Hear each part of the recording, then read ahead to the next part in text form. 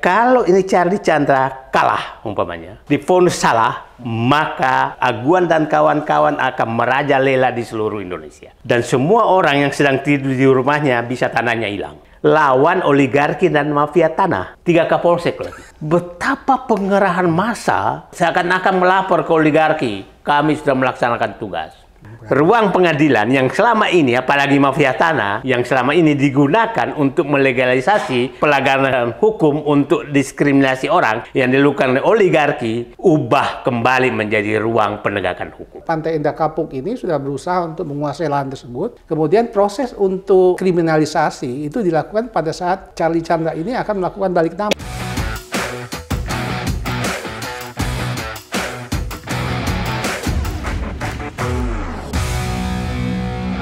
Kembali bersama saya di Abraham Samad Speak Up. Netizen, hari ini saya menghadirkan narasumber yang luar biasa. Sahabat kita semua, manusia merdeka, Pak Said Didu. Siap.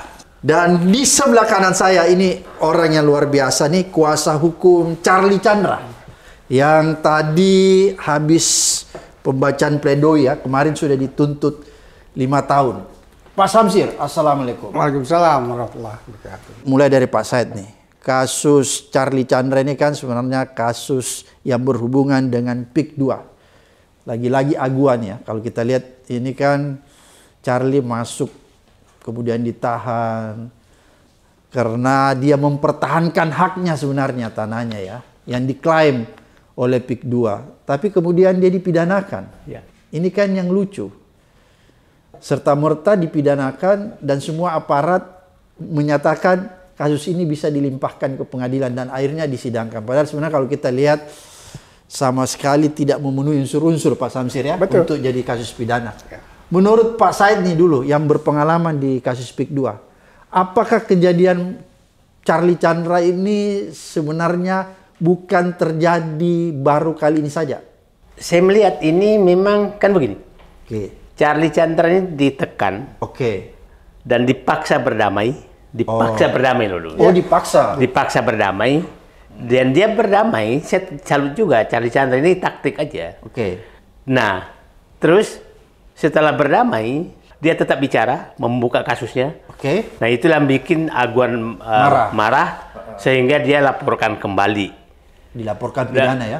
Laporkan pidana. Nah, nanti Pak Samsin jelaskan pidananya seperti apa. Nah, tapi begini sih, ini kan kasus Charlie Chandra ini banyak sekali kasus seperti itu. Di PIK 2. Dan jadi beginilah. Cara PIK 2 mengambil tanah rakyat itu modusnya adalah kalau ada namanya modus jalan elit. Jalan elit itu banyak tokoh yang punya tanah di sana. Itu negosiasi khusus.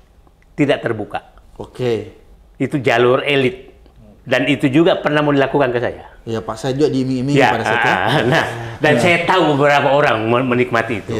Menikmati tapi jalur elit. Kasihan kalau Pak Said buka di sini ya, kasihan orangnya. Jangan saya tahu. Tapi itu kita tahu orangnya ya? Tahu orangnya, tahu persis. Nanti kita nah, kasus elit. Nah, ada kasus juga ini elit plus yang saya katakan. Ada juga elit. Oke. Elit itu temennya yang ini tanahnya banyak dinegosiasi khusus. Nah, ada kasus yang seperti Charlie ini orangnya keras, nggak mau lepaskan. Nah, itu yang keras yang nggak mau lepaskan. Nah, dibagi sama dia, ditekan dan dinegosiasi tertentu. Nah, Charlie Chandra dan beberapa ada Pak Fuad apa segala itu kasus ditekan. Nah, kasus ditekan ini kalau melawan maka pasti kriminalisasi. Nah, kriminalisasi modusnya adalah bahwa ini Anda pasti ujungnya adalah pemalsuan. Pasti kriminalisasi pemalsuan. Jadi pidananya selalu dia pakai pasal pemalsuan ya? Iya, selalu. Okay. Nah, pemalsuan ini gampang sekali. Karena sudah lurah, desa, camat, BPN, itu tidak dipegang semua. Dikuasai oleh Aguan. Okay. Sehingga kasus pemalsuan ini pasti pidana. Dan, mohon maaf aja, sebagian besar Charlie Chandra ini puncak gunung es. Seetnis Charlie Chandra banyak sekali yang kena. Dan kita tahu etnis China takut sekali berhadapan dengan pidana. takut sekali. Nah, selalu aguan karena dia tahu bahwa dia takut pidana, maka diancam pidana. Nah, diancam pidana dengan pemalsuan. Nah, pemalsuan gampang sekali. Gampang sekali dibikin gitu kan. Nah, ini juga lah yang terjadi di Charlie Chandra. Seakan-akan dia melakukan pemalsuan. Nah, dengan pemalsuan itu, maka aparat jalan semua untuk mempidanakan. Nah, sehingga sekarang, saya Pak Abraham, kalau ini Charlie Chandra kalah umpamanya, divonis salah, maka Aguan dan kawan-kawan akan merajalela di seluruh Indonesia. Melakukan modus yang sama, dan semua orang yang sedang tidur di rumahnya bisa tanahnya hilang. Jadi ini bukan persoalan sederhana ini. Nah, persoalan sederhana, karena kalau itu modus itu dipakai, maka ini tadi saya baru pulang dari Pekanbaru, modusnya sama. Nah, bekas direktur PTPN, dia punya tanah di situ, di ini, tahu-tahu sudah disertifikatkan, yang sertifikatkan adalah pengusaha Batam dan etnis itu juga. Oligarki itu yang melakukan itu semua. Nah, dengan alasan juga pemalsuan, persis sama dengan kasusnya Charlie Chandra. Jadi kalau ini di copy paste ke seluruh Indonesia, maka mungkin kalau Pak Abraham sama punya tanah di Makassar, tanah ke Pak Abraham sana juga hilang tuh. Bahaya sekali berarti Pak. Bahaya sekali. Jadi kalau ini menang, kalau Pak Hakim berpikir dengan murni bahwa ini memang ini nanti Pak ini jelaskan kasusnya. Kalau dia berjalan murni, karena begini, ini kan kasus ini kan ada dua sebenarnya, pidana perdata. Pidananya kan adalah pemalsuan, tapi yang dikejar pidananya bukan perdatanya. Perdatanya kan adalah bahwa terjadi mensertifikatkan tanah orang, ya kan? Nah, menjual tanah orang itu kan perdatanya. Tapi ini nggak dikejar.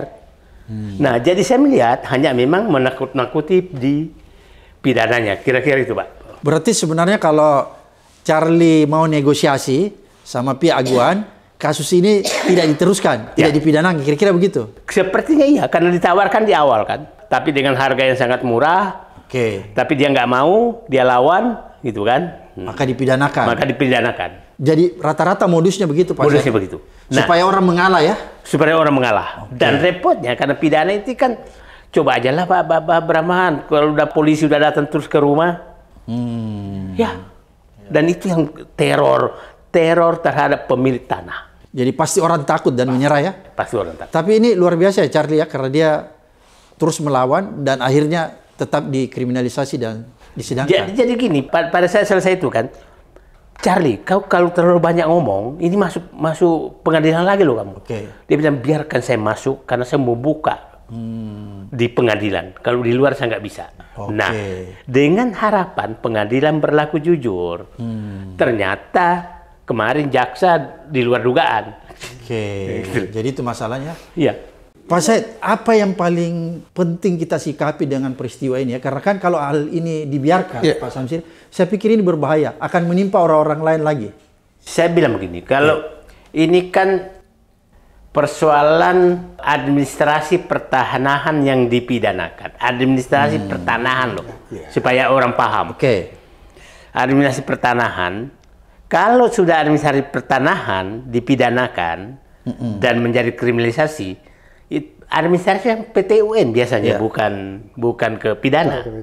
Ini kan, nah, kan begini contohnya. Kebayang nggak, tanah saya datang preman menduduki dan saya menyatakan saya masih menguasai tanah saya. Terus saya dipidana, padahal saya diusir oleh preman. Jadi sama dengan Charlie. Sama ya, ini kejadian begini. Nah, jadi nanti kalau ini maka preman-preman lah yang menggusur orang, habis itu tidak ada lagi orang yang bisa mengurus administrasi tanahnya karena dikuasai preman. Yang mengambil datang saat 2013 itu preman. Dan kita udah tahu premannya siapa. Nah, kalau modus ini terjadi, maka preman akan memasuki tanah-tanah orang atas nama orang lain, dan orang yang punya tanah nggak bisa lagi mengurus karena menyatakan Pengadilan Negeri Tangerang sudah menyatakan kalau sudah Anda nggak kuasai fisik, maka Anda tidak bisa lagi, Anda bikin pernyataan menguasai secara fisik, maka Anda dianggap memberikan keterangan palsu. Itu yang paling bahaya. Itu paling bahaya, karena kasusnya seperti itu. Nah, begini, Pak Charlie ini kan begini, dia diusir preman. 2013. Tapi kan dia masih nganggap masih menguasai fisik loh, karena bukan aguan yang menguasai, preman yang masuk. Oke. Ya kan? Ya. Preman yang masuk. Preman disuruh masuk. Preman yang masuk. Nah, tidak ada bukti bahwa itu sudah dikuasai oleh PIK 2. Ya kan Pak, administrasi, karena sertifikatnya masih di dia. Masih atas nama dia. Nah, dia pikirannya ya preman kok di sana. Saya menguasai fisik. Nah, bikinlah surat keterangan bahwa fisik saya masih kuasai. Karena tidak ada bukti lain yang menyatakan bahwa orang lain. Nah, jadi kalau itu yang terjadi Pak Abraham, maka tanah kita bisa dikirimin preman, sehingga dinyatakan bahwa Bapak tidak menguasai lagi secara fisik. Nah, itu yang pertama. Yang kedua begini, ini kan selalu muncul tuh bahwa diakui ada pemilik lain. Itu kan gampang sekali dibikin. Gampang sekali bahwa ada pemilik lain yang mengakui tanah itu. Nah, pemilik lain ini dibiayai oleh mereka. Modusnya begitu. Modusnya begitu, dibiayai oleh mereka, dan pemilik lain ngaku ini dapat juga uang dari mereka. Memang pura-pura. Nah, kan pengalihan tanah kan kalau jual beli. Nah, kalau Pak dia nunjuk si A pemiliknya, si A itu pura-pura menjual ke saya, maka saya punya hak untuk mengurus. Nah, itu yang terjadi di mana-mana. Jadi modus ini kita harus buka ke publik. Kenapa ya? Terima kasih Pak Abraham, karena ini akan terjadi di seluruh Indonesia nanti kalau ini dilakukan. Nah, tadi itu jadi kriminalisasi karena mengakui dia masih menguasai fisik, karena memang secara fisik dia diusir oleh preman, bukan oleh PIK 2. Jadi itu modusnya begitu. Modusnya. Dan hampir di semua proyek-proyek yang dilakukan oligarki begitu modusnya Pak ya? Semua, termasuk Makassar. Termasuk Makassar. Itu. Jadi ini sebenarnya kasus Charlie Chandra harus betul-betul disikapi oleh aparat penegak hukum ya? Dalam hal ini pengadilan harus hati-hati ya? Saya bilang begini. Kemarin kita berterima kasih Pak Prabowo mengoreksi pembelokan hukum yang dilakukan terhadap Tom Lembong, yang Hasto saya nggak komentari. Nah, meluruskan itu yang saya istilahkan bahwa orang hukum ini sudah merasa setelah proses hukum di ruang pengadilan seakan-akan itulah kebenaran yang nggak bisa dibantah. Ya kan? Nah, Pak Prabowo mengoreksi itu, kau salah. Ada kesalahan di dalam hukum. Nah, saya berharap jadi dia luruskan ya, Pak Prabowo meluruskan bahwa Anda membelokkan hukum untuk kepentingan kekuasaan. Jadi ini sama dengan menegur aparat penegak hukum. Bahwa kamu jangan macam-macam. Nah, tapi kan nggak bisa Presiden selalu melakukan itu. Karena penegakan hukum harusnya mandiri sama sekali, nggak boleh intervensi. Nanti kalau itu terjadi terus, maka bahaya juga ke depan. Nanti koruptor menunggu di belakang. Ya kan? Nah, saya sih berharap kasus Charlie Chandra ini menjadi koreksi betul terhadap proses. Karena mafia tanah ini sama. Mafia tanah ini kasus mafia tanah. Kalau ini mafia tanah ini berhasil diluruskan oleh Pengadilan Negeri Tangerang, kebetulan Pak Abraham ini ketua majelis hakimnya, ketua Pengadilan Negeri Tangerang. Baru ya? Baru aja dilantik. Setelah dia jadi ketua Nah, saya berharap dia menunjukkan kami sudah benar. Mafia tanah jangan lagi main-main dengan hakim dan jaksa. Jadi ini sebenarnya lawan oligarki dan mafia tanah. Kalau kemarin Pak Presiden itu sudah berhasil meluruskan kalau Solo dan Parcok kira-kira. Itu. Nah, geng Solo dikalahkan. Tapi oligarki, mudah-mudahan hakim menyatakan iya Presiden nunggu di kalau ini. Ini kan oligarki nih, oligarki yang dilawan. Nah, dan mafia tanah. Pak Prabowo tahu mafia tanah ini kalau dia nggak luruskan habis loh. Habis tanah-tanah rakyat. Dikuasai oleh oligarki. Dikuasai oligarki. Saya tadi curiga, bayangkan di Pekanbaru tanahnya dia udah 22 tahun. Bisa terbit sertifikat. Sertifikat yang ternyata pengusaha Batam yang menerbitkan sertifikat. Persis sama Charlie Chandra. Jadi ini modus sangat berbahaya ya. Oleh karena itu kita jangan melihat Charlie Chandranya aja. Tapi apa yang terjadi di balik ini ya. Karena akan bisa menimpa di setiap daerah ya. Pak Samsir, dengar-dengar kabar waktu pertama penyelidikannya itu kan ada upaya-upaya paksa mengambil Charlie dari rumahnya, itu katanya melanggar hak asasi ya. Jadi pada waktu proses pidana ini berlangsung, sehingga tentunya penyidikan mereka sudah meningkatkan untuk menjemput paksa. Jadi menjemput paksa. Dia pada waktu itu ya Charlie itu ya dipanggil. Bukan dipanggil lagi untuk ditangkap. Oh, ditangkap. Ya, meskipun kita sebelum itu sudah melakukan ada usaha untuk melakukan usaha hukum lah ya, proses hukum. Tapi tetap aja dia ditangkap di rumahnya ya? Ditangkap di rumahnya masih dalam proses untuk melakukan pemeriksaan pada waktu itu. Karena kasus ini kan dimulai tahun 2023. Nah, kalau sedikit saya ke belakang, sebenarnya keluarganya Charlie Chandler itu udah menguasai tanah itu sejak tahun 1988. Nah, kemudian 2013 itu PIK 2 itu menyatakan ini pembuktian di pengadilan ya.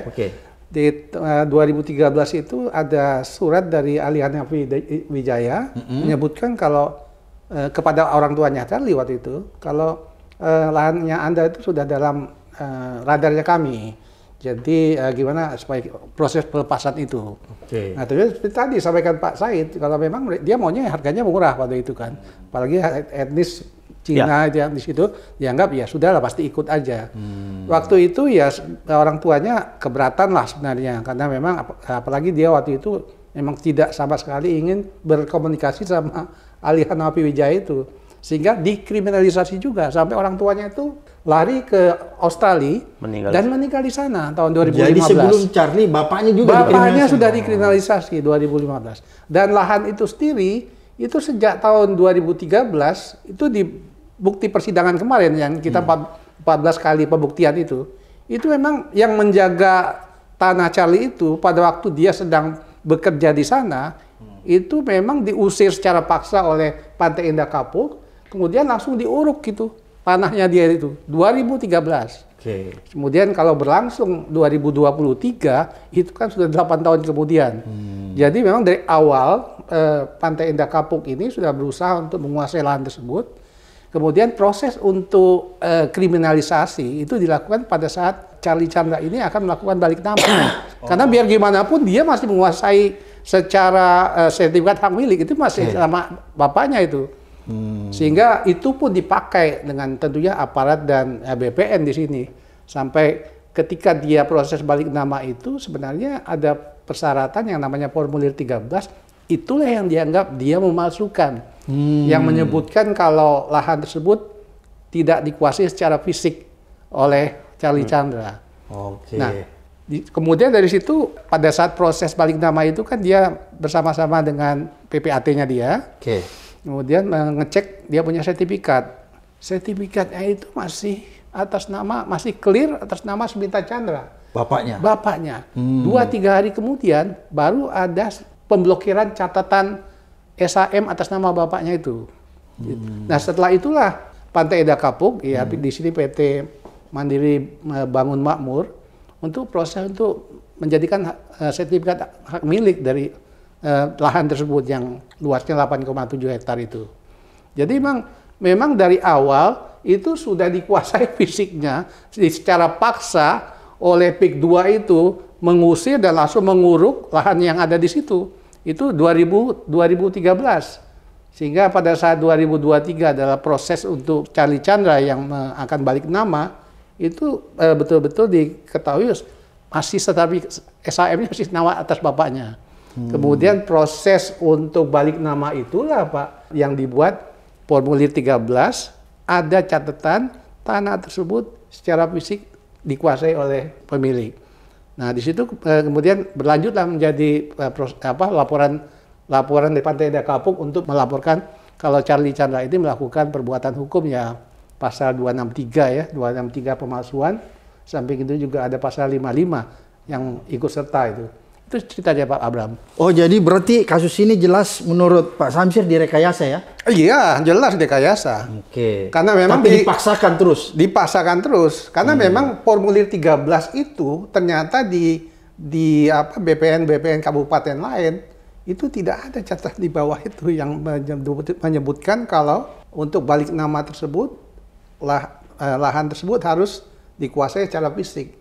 Tapi di BPN-nya Tangerang itu ada. Luar biasa ya. Jadi itu seperti itu. Itu ada. Sehingga dengan mudahnya aja itu dimanfaatkan, dan juga agak aneh juga. Kenapa juga proses balik namanya Charlie, itu formulir itu sampai ke PT Mandiri Bangun Makmur itu untuk dia melakukan laporan kalau Charlie ini melakukan pemalsuan. Jadi memang begitu luar biasa ya. Jadi memang berarti kasar ya. Kasar. Jadi proses sorry Pak. Ya. Proses secara penguasaan secara fisiknya kasar, orang diusir, langsung diuruk. Kemudian proses untuk penguasaan lahannya secara surat menjurat gitu, itu juga kasar. Yang bekerja sama ini, kita yakin sekali ini bekerja sama dengan BPN Tangerang itu, saya pikir. Itu seperti itu. Ini kan udah dituntut nih oleh jaksa 5 tahun. Kan berat sekali menurut saya kan. Betul. Menurut Pak Samsi, apa sih kekeliruan jaksa itu sehingga kalau kita lihat gegabah melakukan tuntutan sampai 5 tahun. Kalau Pak Samsir kan tahu tuh jalannya persidangan. Dalam proses persidangan sebelum sampai tuntutan 14 kali persidangan, itu memang tidak banyak ya hal-hal yang membuat pasal 263 maupun pasal 55 itu didakwakan kepada Charlie. Sangat tidak layak. Karena memang seperti tadi juga sempat sampaikan Pak Said, kalau untuk penguasaan lahan itu dicari orang sebelumnya yang ada dalam sertifikat hak milik itu untuk siapa yang sebelumnya dan proses hukum apa yang ada.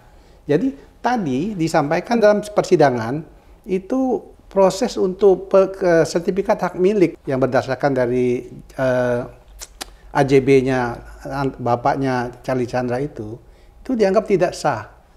Karena sebelumnya itu ada proses pidana di mana Paul Chandra di situ dianggap melakukan pemalsuan cap jempol.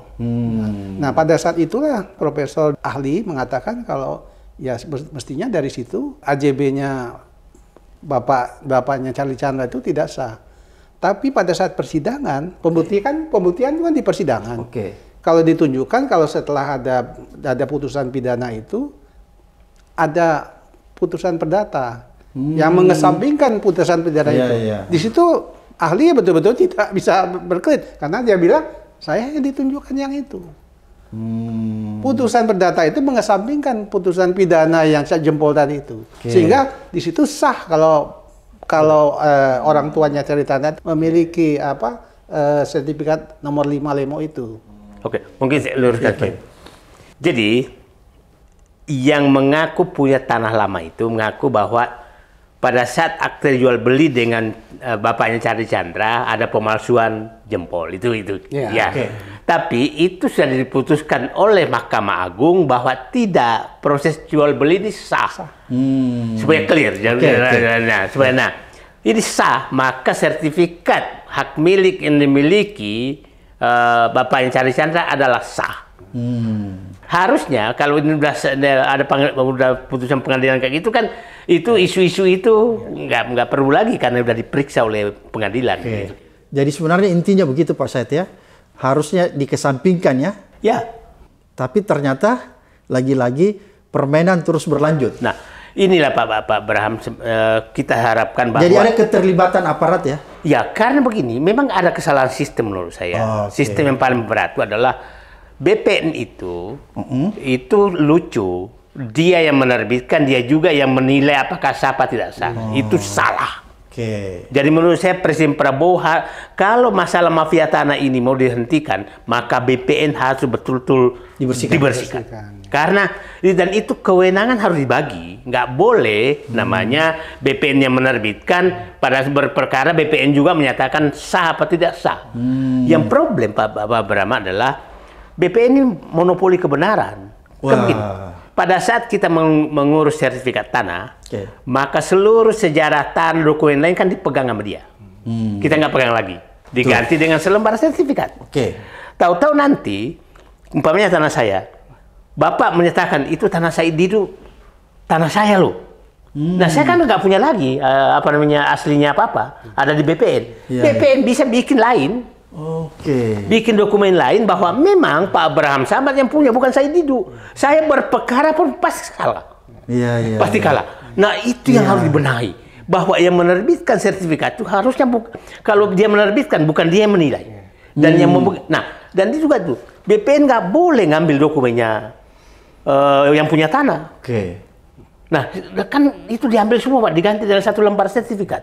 Jadi bayangkan pada saat kita berperkara, maka diperiksa semua tuh mana aslinya. Loh, aslinya di dia. Iya kan, Pak. Iya. Nah, Oke, itu yang dipakai.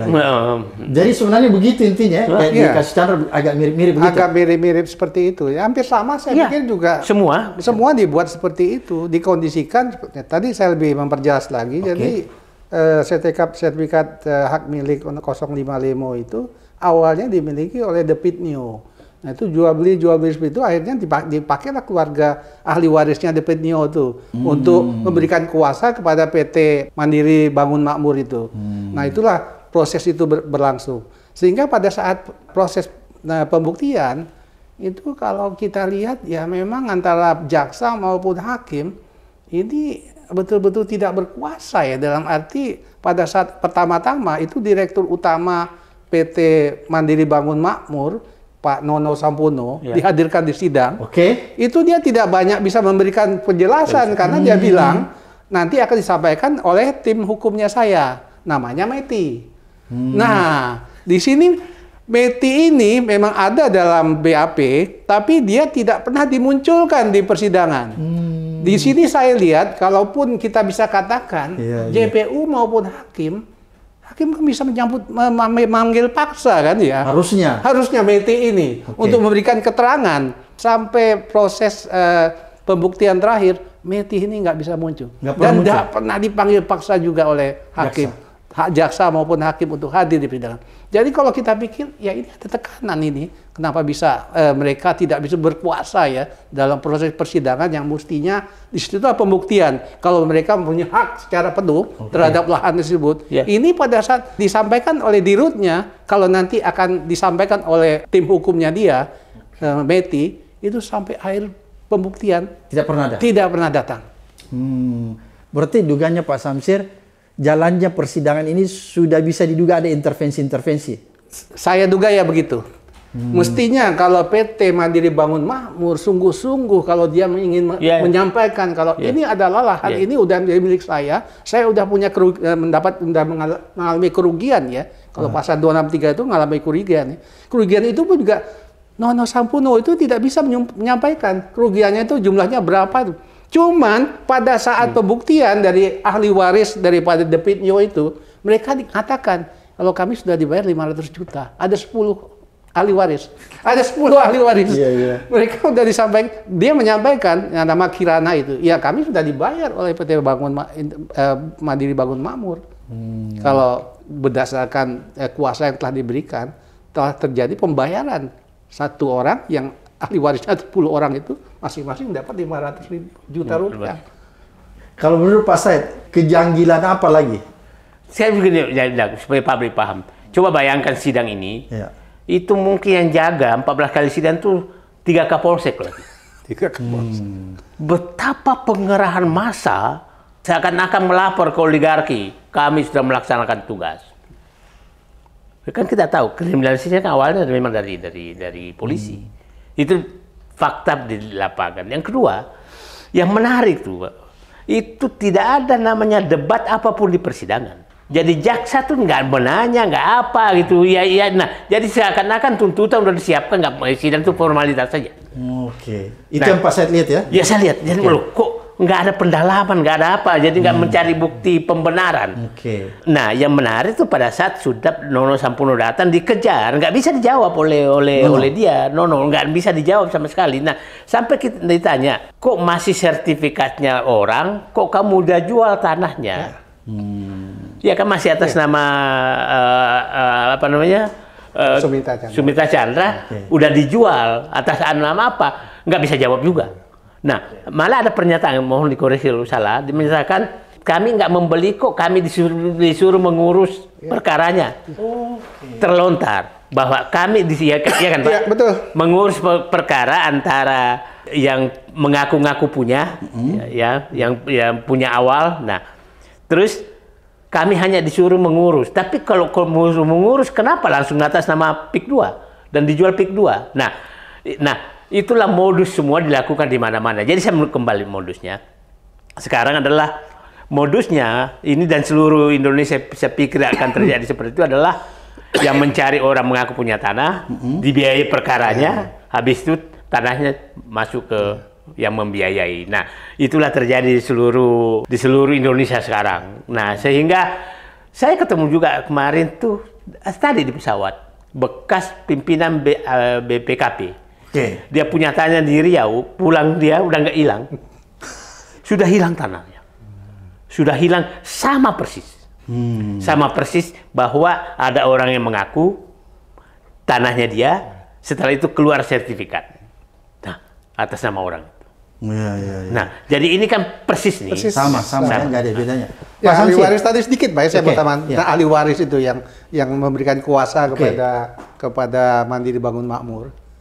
Itu yang orang yang menandatangani ada 2 orang. Yang satu yang namanya Hamid itu ada di BAP tapi tidak dihadirkan dalam persidangan. Yang kedua ada namanya Kirana. Kirana itu dia tidak tahu persis.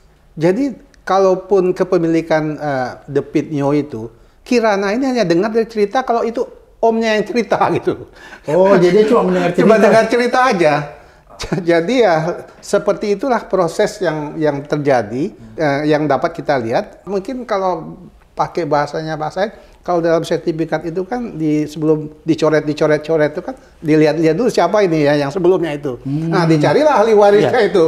Nah, dibuat kuasa lah di situ. Tapi betul tadi kalau memang kuasa itu hanya memberikan untuk mengurus proses hukum, tidak untuk menjual belikan. Tapi di sidang pembuktian itu ahli waris itu sudah menyatakan kalau dia sudah dibayar 500 juta untuk 10 keluarga itu. Jadi berbeda itu di antara sidang. Pak Samsir, apakah kalau Pak Samsir lihat misalnya kita berandai-andai, tapi kita tidak berharap begitu. Kalau misalnya tiba-tiba Charlie Chandra ini divonis bersalah dan dia dihukum, itu berarti peradilan ini adalah peradilan sesat ya kalau menurut kalau saya bilang ya, kalau dilihat dari proses 4 kali persidangan, itu sama sekali Charlie Chandra ini mulai dari saksi, ahli, surat, petunjuk, sampai Charlie Chandra sendiri, itu tidak ada yang unsur-unsur yang kena untuk pasal 263 maupun pasal 55. Mestinya ya kalau ini di hakim betul-betul jeli melihat ini, sampai juga Charlie Chandra itu bersaksi dalam pledoinya dia ya. Dia sebutkan 1 hari pun saya nggak sudi untuk dihukum, dia bilang. Jadi kalau seperti itu ya, kalau saya nggak bilang peradilan sesat ya.